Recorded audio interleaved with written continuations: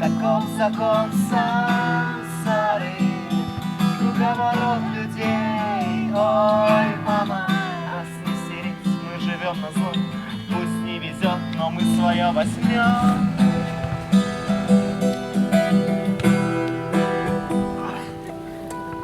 Это небо вместо сцены, где совет нога. Эти звезды в темноте, тобой зажженный фонарь.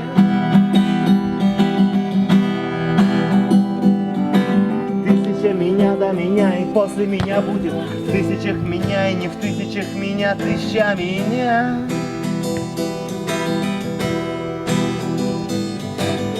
И мы снова в дребезги, и нас не починить. Название Плевать, Тунук это значит и болотистая может быть, и может быть это.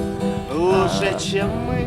Как вы сказали, тупик. Лучше, Да, ну чем тупика здесь не знаю, скорее всего это Когда болотистая. меня не станет, я буду петь голосами моих детей и голосами их детей. Нас просто меняют местами. Таков закон сансары, круговорот людей. Ой, мама, когда меня не станет, я буду петь голосами моих детей и голосами их детей. Нас просто меняют местами. Таков закон сансары, круговорот людей. Ой, мама, когда меня не станет, я буду петь голосами моих детей и голосами их детей. Нас просто меняют местами. Таков закон сансары, круговорот людей. Ой, мама.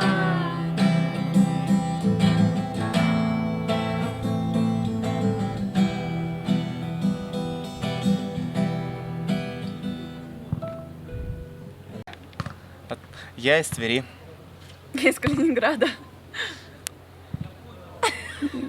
Вы по конкурсу какому-то, да? Или там как вообще было? Ну, Как вы? Почему вы был- решили поехать? Как-то получилось так? Вообще были заявки написаны, на сайте РГО, вот, там предлагалась вот экспедиция, вот, и мне кажется, то, что Лена, как и я, Роман, вот, решили просто, не знаю, так, поехать в путь за романтикой, за историей. Мы Не были... пугало поначалу? Поначалу? Нет. Напрягало? Ну, конечно, напрягали холодные ночи, но у нас всегда была печь, чтобы согреться. Нет, а то, что это Тува, это далеко, это непонятно, это какие-то люди вообще такие Наоборот, дикие. Наоборот, Да, интересно. это и манило, то, что вот познать все уголки нашей необъятной родины. Ну, с какими-то людьми, прям тувинцами пересекались, да? Да, у нас здесь персонал много тувинцев. Вот, мы с ними общались, вот, о их жизни, разговаривали с ними о Кызыле. Ну и как? Есть какие-то стереотипы, развеялись или подтвердились? Вот, да, на самом деле трудно сказать, вот, но каждый народ живет по-своему. Вот, и как-то в чужой монастырь со своим уставом входить. Вот, как-то, относишься вот как это особая особенность просто местного населения. Вот, то есть, не критично.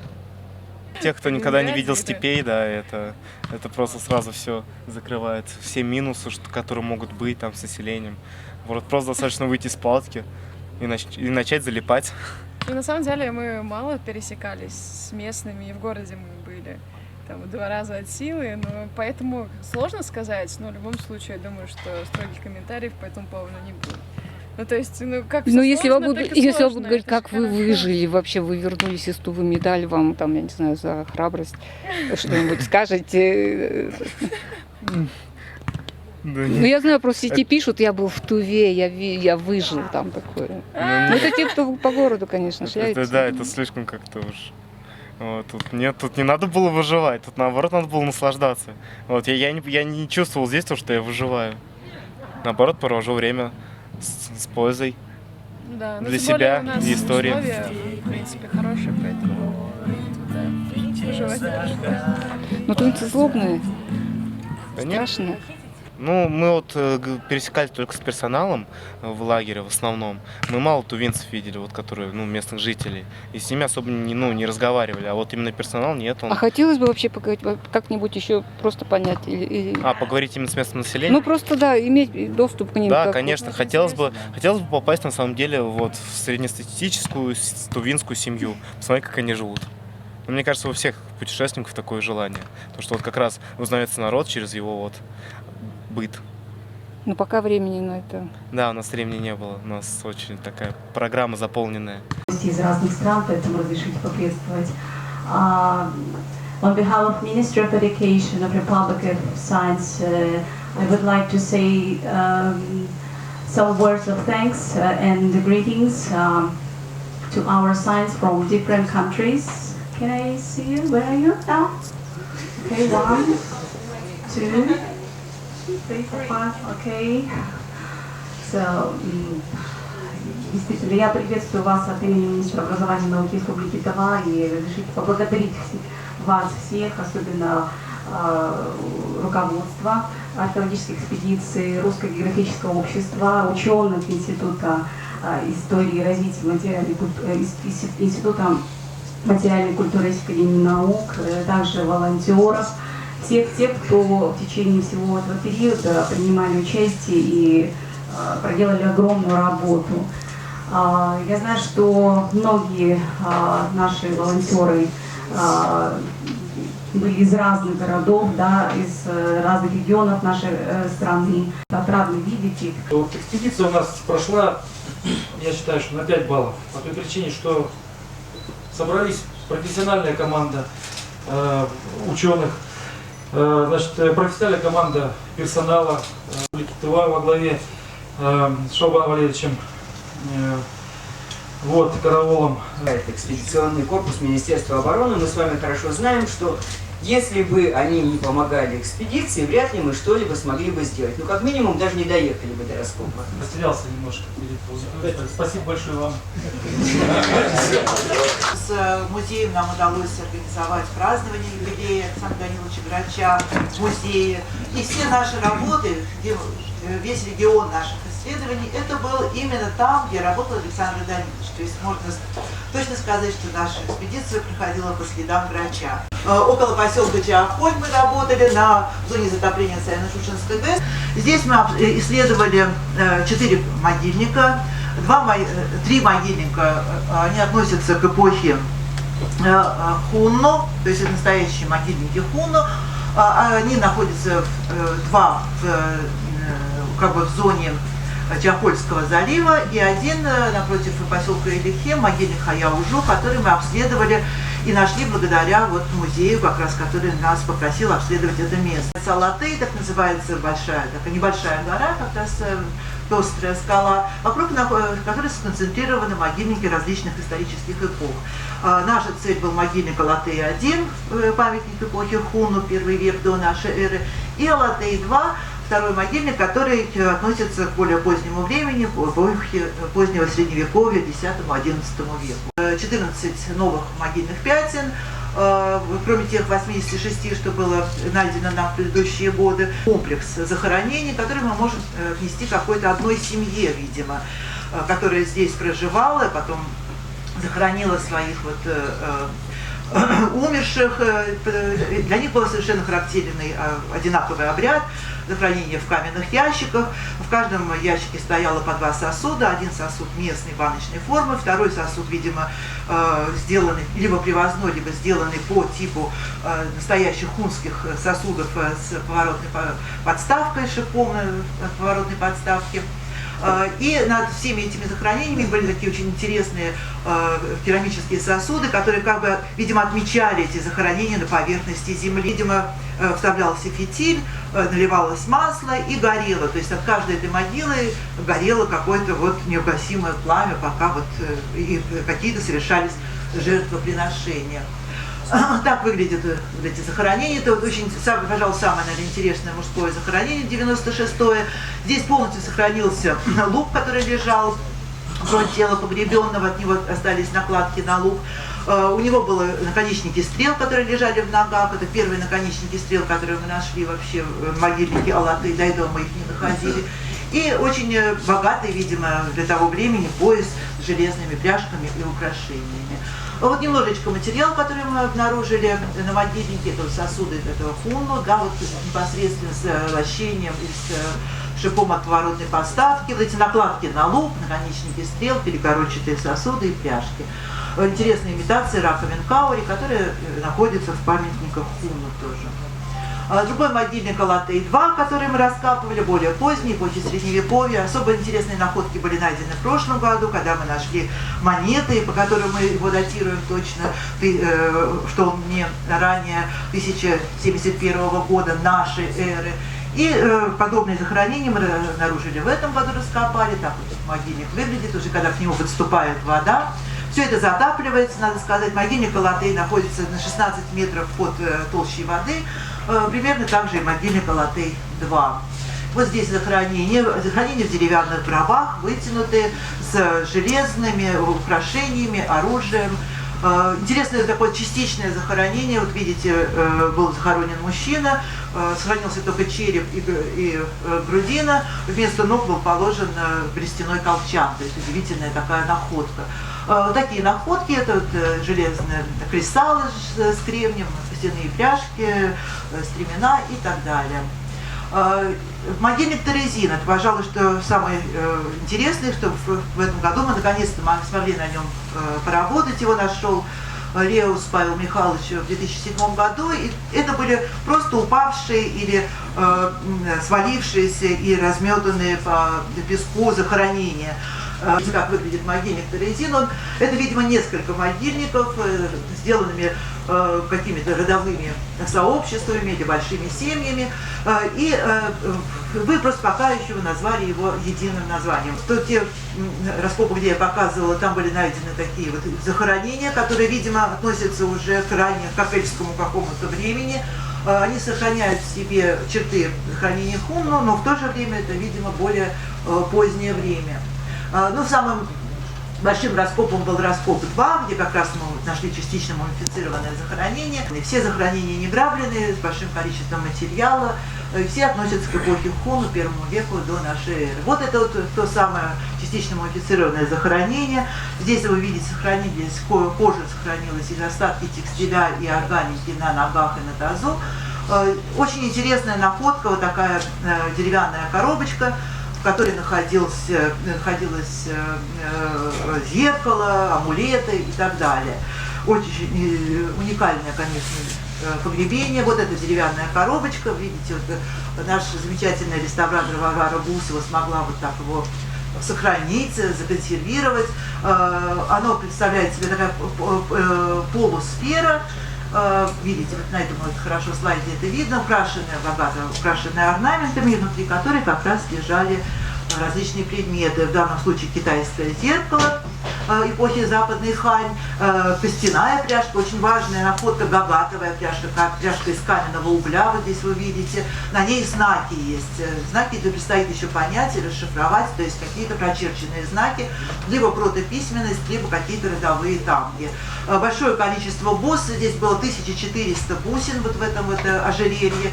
Ну и вот вазы как раз хунну и керамические сосуды. Еще детские захоронения сопроводительные рядом с ним были. Еще одно захоронение, 31-е, тоже уникальное. В нем был употребленный богатый пояс с бронзовыми пряжками хунну, типичными пряжками, в данном случае кусающаяся лошадь. Удалось сохранить полностью этот пояс, то есть последовательность нанизывания этих пряжек и так далее. Немножко даже золото мы нашли около, на груди, какой-то был, видимо, амулет или какая-то украшенная таким вот золотой накладкой. Ну, вот это замечательное, еще одну агатовую пряжку, вот разрушенные погребения, то есть те, которые уже упали, мы практически не находим там костяков, на месте инситу находим вещи. Вот большое каменное кольцо, китайское зеркало и агатовая пряжка, инкрустированная сердоликом, нефритом и перламутром. Вот в интересном погребении вот 27-е женское захоронение, у которого был мешочек кожаный, в котором лежало веретено, то есть это, видимо, какая-то была ткачиха, костяной гребень и так далее. Вот это, посмотрите, какое удивительное произведение искусства, небольшая костяная пряжка, на которой какой-то интересный орнамент, который еще предстоит нам расшифровать. В могильнике скифского времени мы раскапывали склепы позднескифского времени на могильнике Аты, Калаты. А также вот этот интереснейший памятник Черегдаш, который, конечно, очень хочется исследовать, но это очень сложные условия, потому что это каньон Енисей, и вода первой начинает подступать сюда. И уже через 10 дней после начала работы на этом памятнике вода уже подступила, то есть сам могильник находится на высокой террасе, его можно копать хоть круглый год, но вот вода, она подступает, и к нему подъезда нет только на моторной лодке, которой у нас, к сожалению, нет.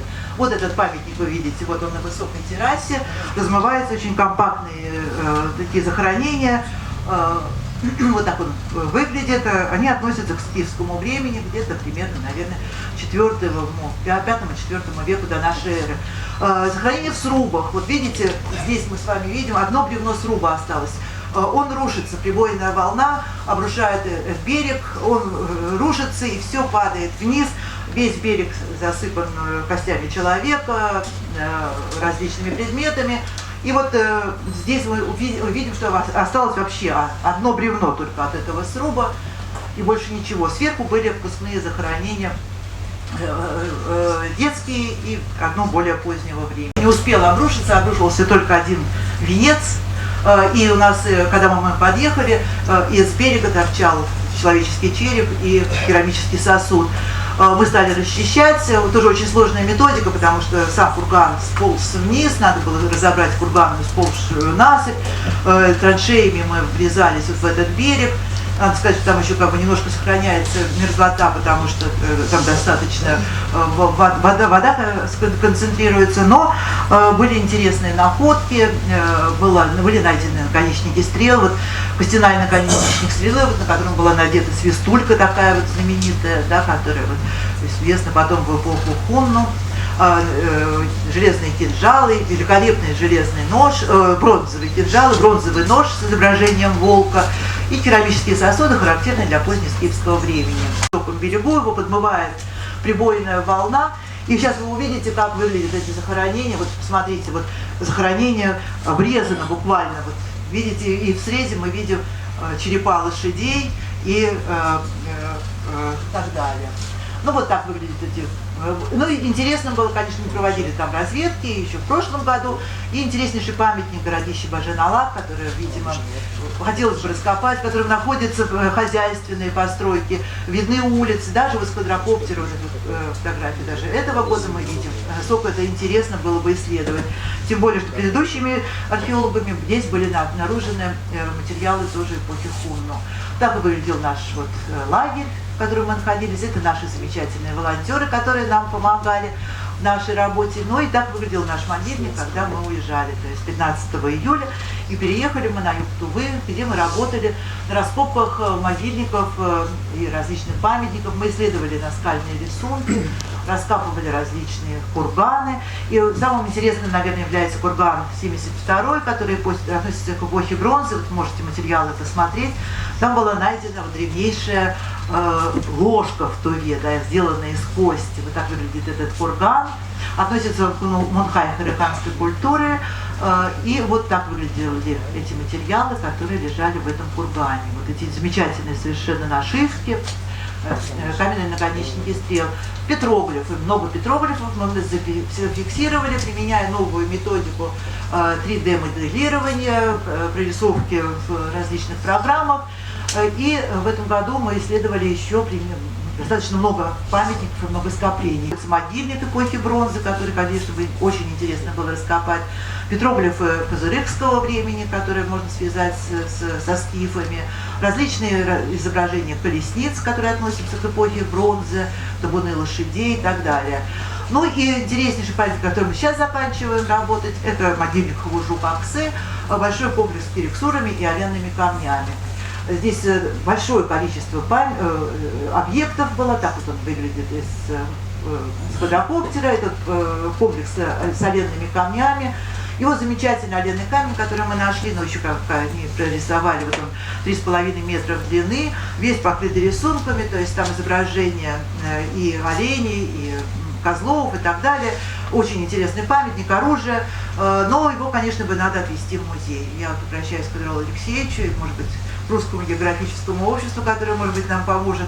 Этот памятник обязательно надо перевести в музей, он достоин того, чтобы быть экспонироваться наряду с теми стеллами, которые найдены, например, в Туранской котловине. Это, конечно, проблема, которую нам нужно, видимо, совместно решить. У нас таких средств нет, и, к сожалению, мы не можем это сделать. Вот еще оледные камни. Ну и вот наши разведки, о которых, видимо, сейчас более подробно расскажет Варвара Сергеевна Бусова. Кроме того, что она проделала, мы исследовали 12 могильников, которые относятся к разным эпохам. И вот перспектива на следующий год, как бы мы для себя обозначили, это раскопки удивительного памятника Борашай, где есть кириксуры, как бы похожие на кириксуры курганы с лучами, со входами, но в которых есть глубокие ямы. То есть, может, наконец-то нам удастся найти вот этот переход от предскифского и раннескифского времени, эпохи кириксуров, именно к скифской эпохе, к скифским памятникам. И второй интереснейший памятник именно аржанского типа на могильнике Карадык, который бы тоже интересно исследовать. Это плоская насыпь, платформа, окруженная оградой, и, скорее всего, этот курган можно будет отнести к предскифскому или совсем раннескифскому времени. Провели небольшую разведку в течение 3 дней в августе в Саглынской долине, в которой работал Александр Данилович Грач. В том числе это было приурочено к 90 лет со дня рождения Александра Даниловича. Работаю со спутником, с фотографиями со спутника, сначала по описаниям достаточно примерно, потому что он всегда указывал там 23 километра на запад. С востока эту долину ограничивает перевал Колчан. Мы объехали все основные памятники, которые были раскопаны Александром Даниловичем, сфотографировали, взяли современные координаты, GPS-координаты, ну и нашли некоторые новые памятники. Первый маршрут это был от перевала Арзайты, то есть мы начали с самой западной точки, мы дислоцировали местонахождение памятника Саглы-Бажи, нашли все, как бы подтвердили все наши гипотезы по поводу изученных памятников. Могильник Саглы-Бажи-2, он состоит из достаточно разновременных объектов, дислоцировали памятники саглынской культуры, также зафиксировали все окружающие его объекты. Здесь встречаются и объекты тюркского времени, и поминальники кокельской культуры. Могильник Саглы-Бажи-1 тоже был нами идентифицирован в правильном месте. Там в основном преобладают это такие большие могильники мангун-дайгинского, бронзового века, мангун-дайгинской культуры. Надо сказать, что часть из них разрушаются, видимо, в процессе какой-то хозяйственной деятельности. Новые границы могильника Саглы-Бажи-2. Мы начали там от восьмикаменника, который находился на склоне, вокруг него находился очень большой комплекс объектов бронзового века. Также там встречались разные формы курганов бронзового века и тюркские ограды. Все это иногда, эти объекты насчитывают там, под 100 курганов на площади 4-5 4-5 километров в длину. И, конечно, очень важно отметить, что в дальнейшем требуется достаточно серьезное оснащение и такая отдельная экспедиция для работы и составления современных планов этих могил. Условное название по ближайшей горе Шагмот-Ула. Следующий могильник Терктик, он находился в падении реки Терктик в реку Саглы. Достаточно компактный памятник, могильник бронзового века. И далее мы проследовали до могильника Кюзынги, который тоже копал Александр Данилович. Рядом зафиксировали объекты вроде восьмикаменников, в общем, которые являлись так называемыми сателлитами этого объекта. Могильник Даган-Тели-1 находится на высоте почти 2000 метров.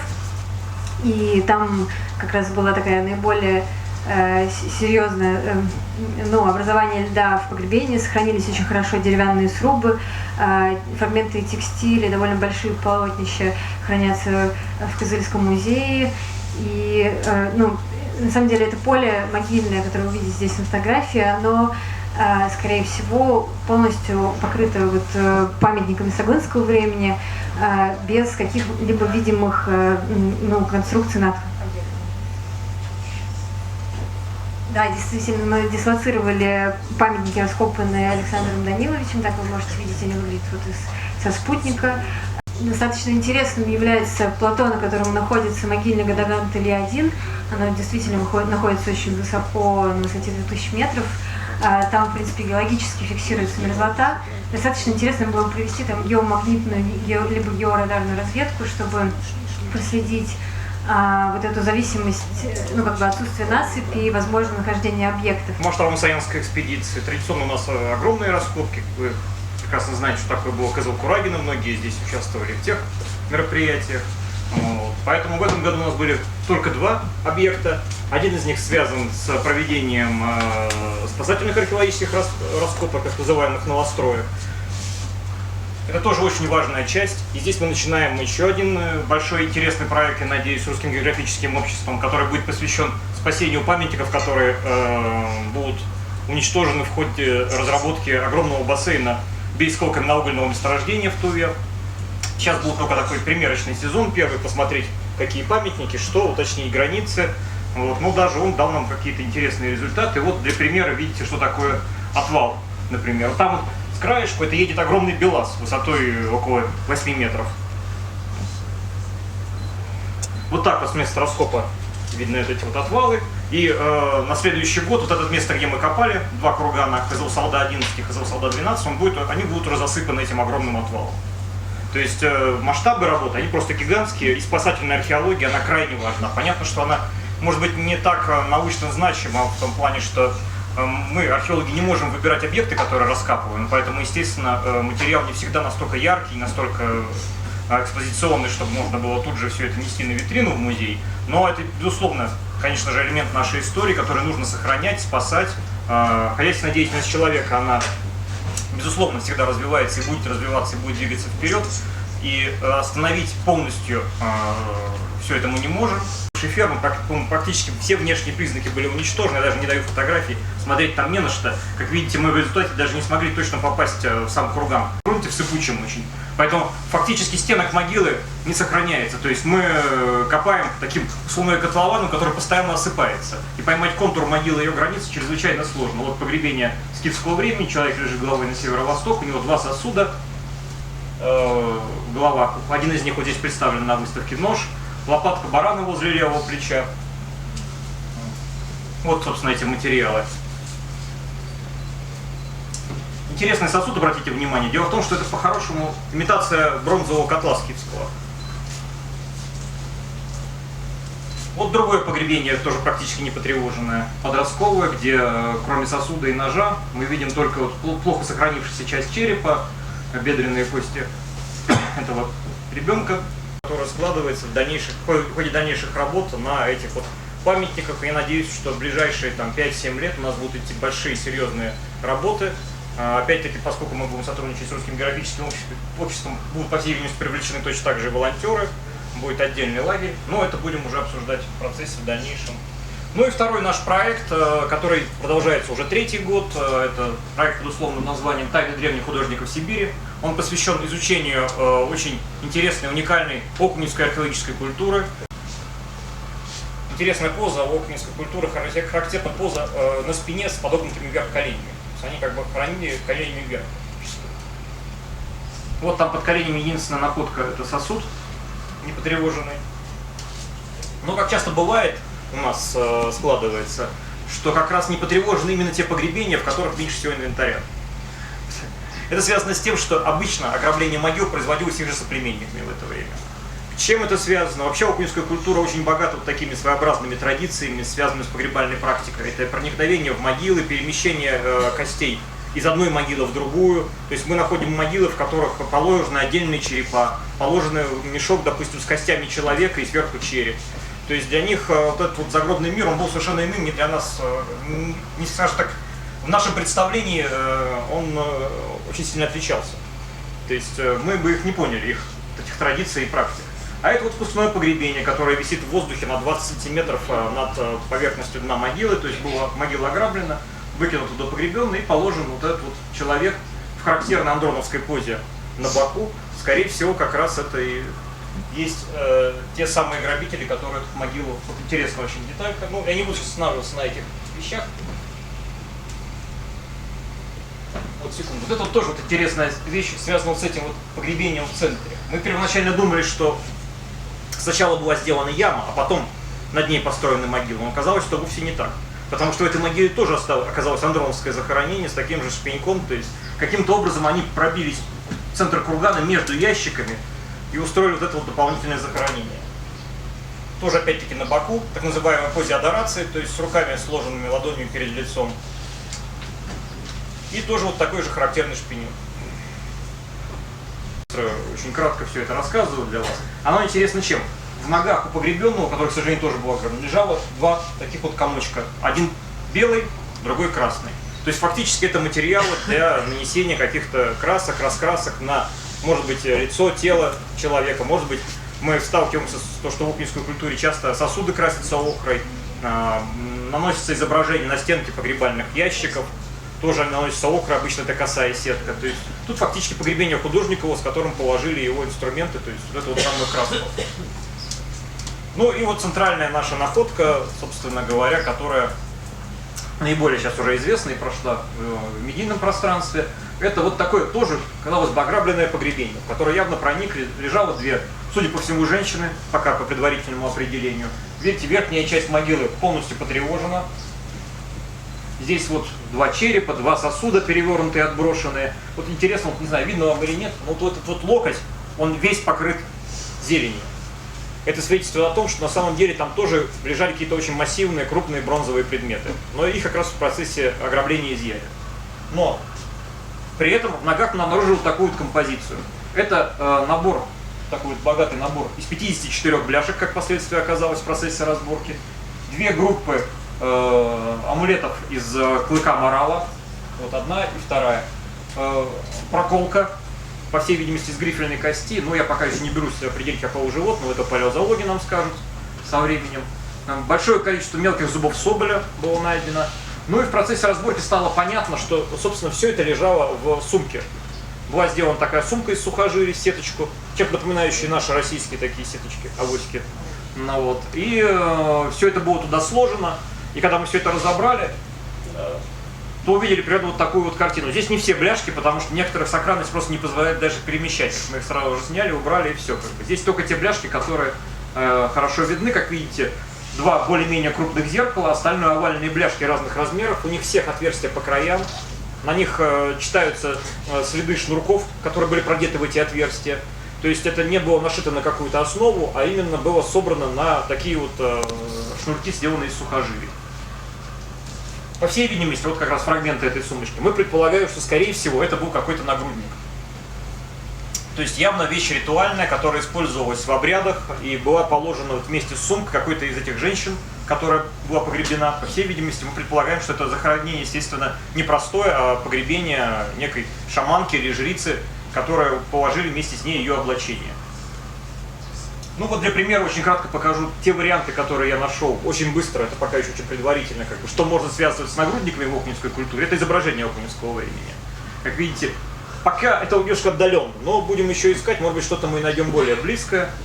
Ну а если говорить про два вот этих вот больших диска, два зеркала, то в изображениях окненской культуры встречаются ситуации, когда на груди у некого персонажа изображены два диска, как видите здесь и вот здесь. Причем, обратите внимание, очень интересная деталь, они разного размера, один побольше, другой поменьше. Точно так же, как у нас в этом нагруднике.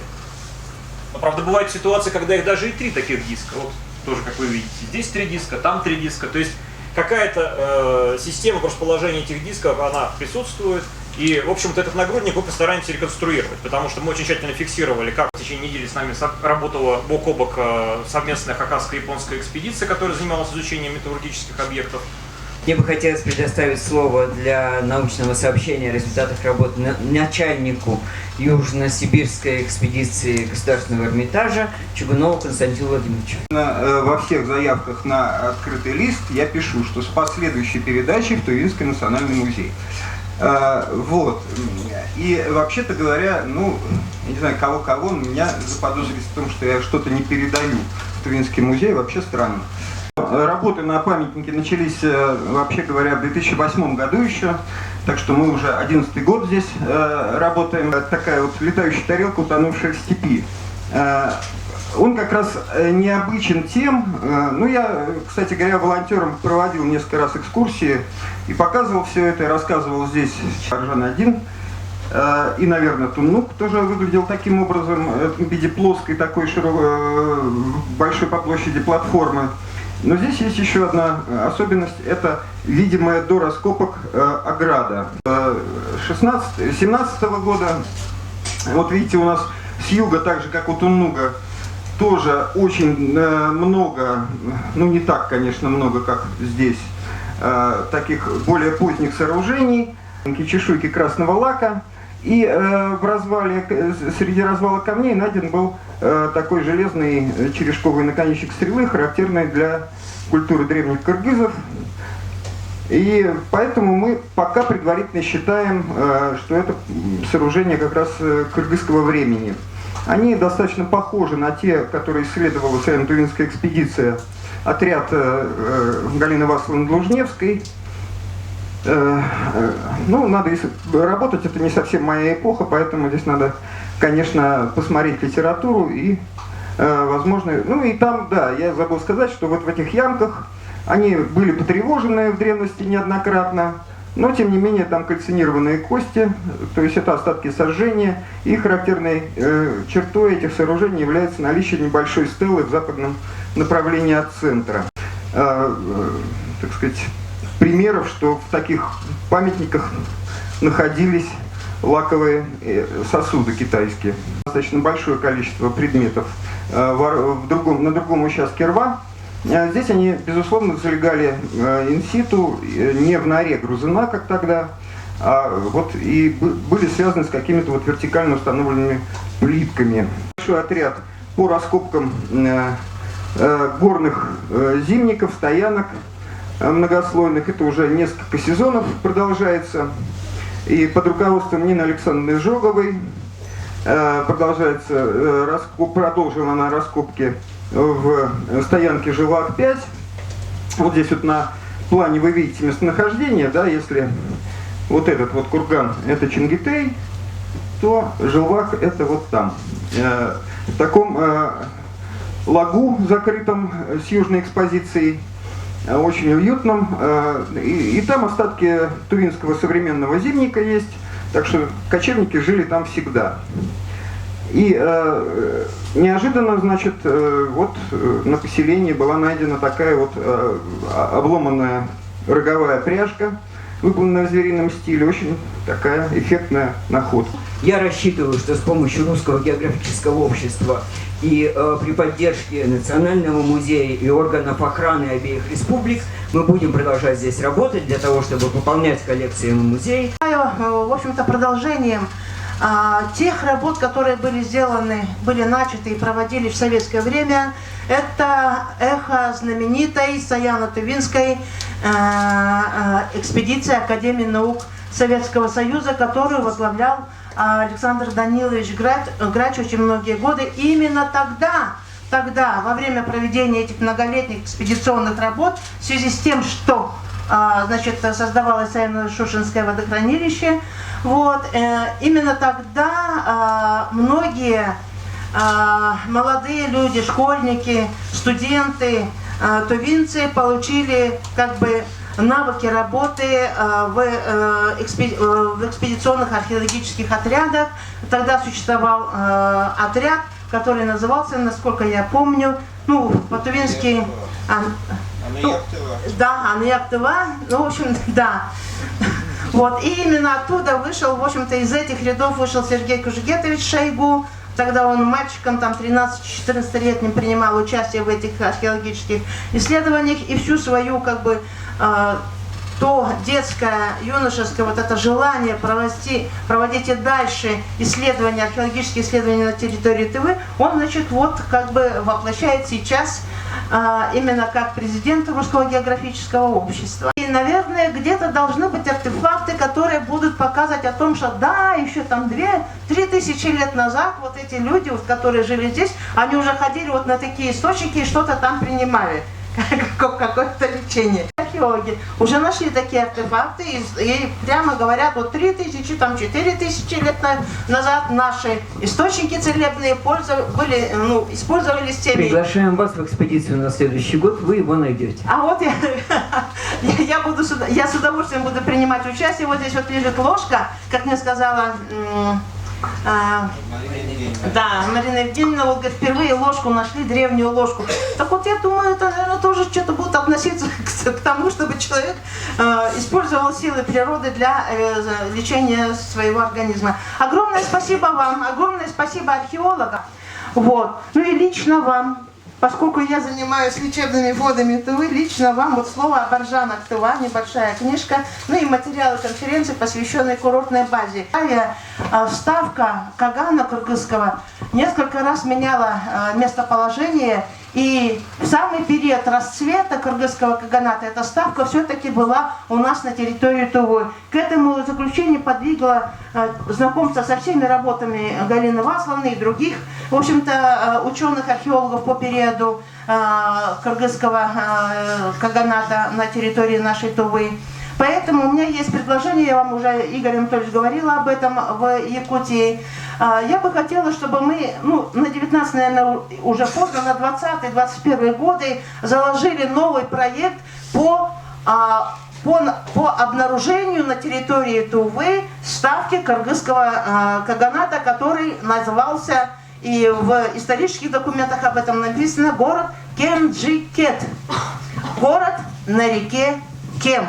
По тем картам, которые сейчас имеются по кыргызскому каганату, город Кемджикет расположен на территории Минусинской котловины. Я считаю, нужно вот это немножко исправить и провести исследование на территории нашей республики. Межкультурный диалог, обмен.